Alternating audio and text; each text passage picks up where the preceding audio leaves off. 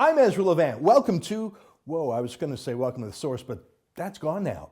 The TV show that I love so much is gone, as is the whole Sun News Network.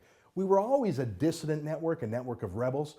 I'm not even coming at you from the Sun studios in downtown Toronto. I'm in a secure, undisclosed location. I'm kidding, I'm just at home in my living room. I wanted to tape a show right away, though, and I haven't had time to get new office space yet. Later on, I'll tell you a little bit about my plans for what's next, and I hope you'll be a part of those plans. But let me spend another moment on the Sun News Network. It was the best job I've ever had.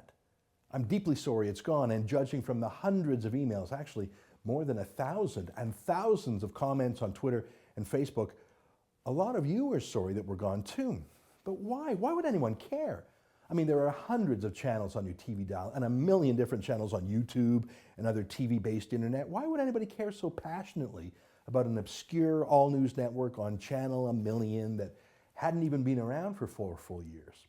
Newspapers and magazines shut down almost every week, and other than the immediate concern of those people who are without jobs, nobody cares. Why did so many thousands of people care about this?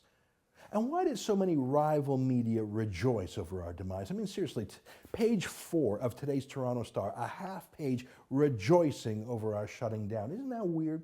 Literally every other news channel in the country made a big hullabaloo about it. Sun News Network is off the air. Why do you think it didn't get an audience? It was a lot of yelling back and forth and a certain mode of expression. Its downfall may have been its combative approach that failed to resonate with Canadians. The station attracted its share of controversy, but it couldn't attract the audience share it needed to survive.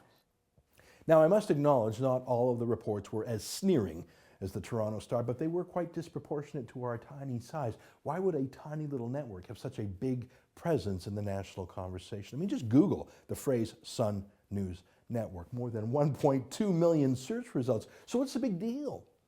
Well, it's because we were contrarian, not just in our style, but in our values. For example, we deeply believed in freedom of speech and freedom of religion. So last month, when Muslim terrorists attacked a magazine in Paris for publishing cartoons about Mohammed, we showed you the news.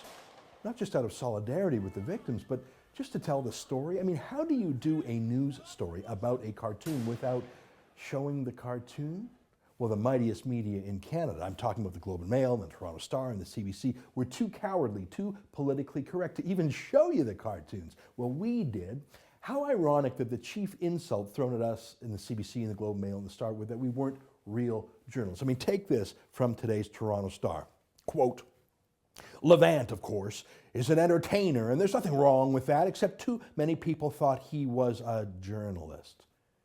Well, look, I appreciate being called entertaining. I hope I am entertaining. It's part of having a TV show. I don't think the Star is admitting that they think being boring is a journalistic goal. But do you see that little tweak at me? I'm not a real journalist.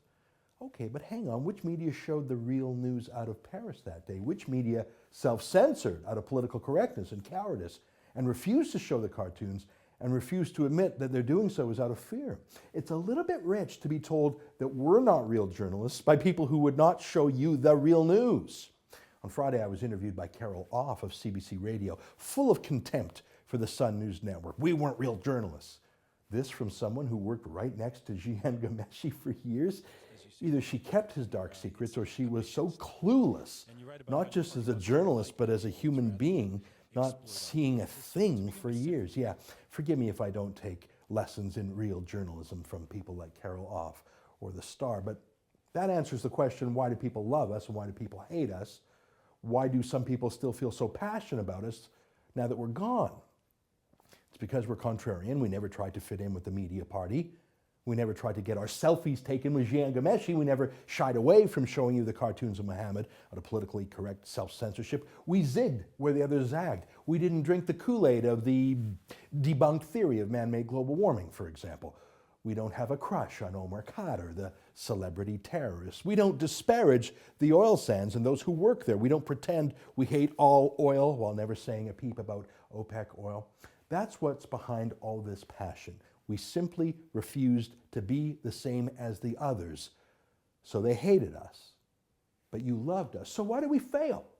Is it because we were too conservative? Is it because our TV shows didn't look good on TV or our personalities were too grating? Yeah, no, that's not how it works in Canada. You don't succeed in TV in Canada because of how good you are. You succeed based on how many people have you in their cable package and how much money the cable companies send to you every year. And that is not determined by how good or bad you are. It's determined by the government. When the all-news channels were created by the CBC and CTV, when they debuted, the government regulator called the CRTC ordered every cable company in Canada to put them into basic cable and ordered every Canadian household to pay money for them every month, whether you watch them or not. Now, when we launched, the CRTC wouldn't do that, so most cable companies simply refused to carry us. And those who did paid us a fraction, literally 10% of the monthly fee they paid the CBC each month. Seriously, we got 6 cents per cable box per month on average. The CBC got 10 times that, plus $1 billion a year directly from taxpayers. Now, our haters out there, the people who rejoiced at our channel falling silent, desperately want to believe that our ideas were repudiated by the public. Surely our failure was because we were conservative, and the CBC's roaring rating success is because they're liberal. Really? If you took away their $1 billion a year subsidy, do you think they could even meet their next payroll? If you took away their government-mandated force themselves into your home whether you watch them or not, do you think they'd still be in business? Of course not. BNN, the Business News Network, is a tiny little all-business news channel. About 4,000 viewers at any given moment in Canada, smaller than we were. But it makes tons of money because they have mandatory carriage. You pay for them whether you want them or not. That's why we're out of business, and it's important that be told. The CRTC refused to give us mandatory carriage. And then in a key government decision on cable fees, they sided with the oligopoly, Rogers Media, against us. It wasn't the free market, it was the government regulator. Sorry, my friends, that's just the fact.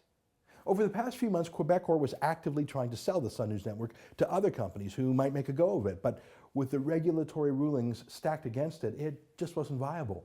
I say again, the 4 years of the Sun News Network was the best job of my life. It was certainly very freeing. I was the freest journalist in Canada. All of us at the channel were. And for that, I'll always be grateful to Quebecor and its chief personality, Pierre-Carl Pelledeau, for taking a chance on us. I love the fact that he believed enough in a diversity of opinion and freedom of speech to give us 4 wonderful years and to put up with my shenanigans. I have no doubt he disagreed with many of the things I argued for, but he supported my freedom of speech. And he paid for the wonderful discussions we had over the years through his company. So that's the proper obituary of the Sun News Network. A great effort by more than 150 wonderful, hardworking people. Special thanks to Corey Tonight, its champion, and all the staff who worked on camera and behind the scenes. And thank you to our advertisers and to you, our viewers. I wanted to say a proper eulogy, not the smears by the media party leftists, who clearly never even watched us. They didn't need to. They knew they hated us anyways. But now what? What about you, who tasted a different point of view and now look out at the bleak landscape of CBC and CTV and Global, ideologically Tweedledee and Tweedledum and Tweedledummer? Seriously, all the political views from A to B. Well, what now? Do you really have to listen to how Omar Khadr was just a misunderstood kid, and how judges know best, not elected officials, and how the Islamic State terrorists are not Islamic? Or how everyone really loves a carbon tax? Where can you find what you have come to love from the Sun? Well, I'll tell you more. I'm helping to organize what comes next, but I promise you this, what we will build will never, ever allow itself to be subject to the political whims of CRTC bureaucrats or the anti-competitive conduct of cable company competitors. What we build next will have all the best of the Sun, but none of the worst of the Sun's situation. It will keep the spirit of the Sun shining brightly, the spirit of the rebel. I promise to tell you much more about that in the days and weeks ahead.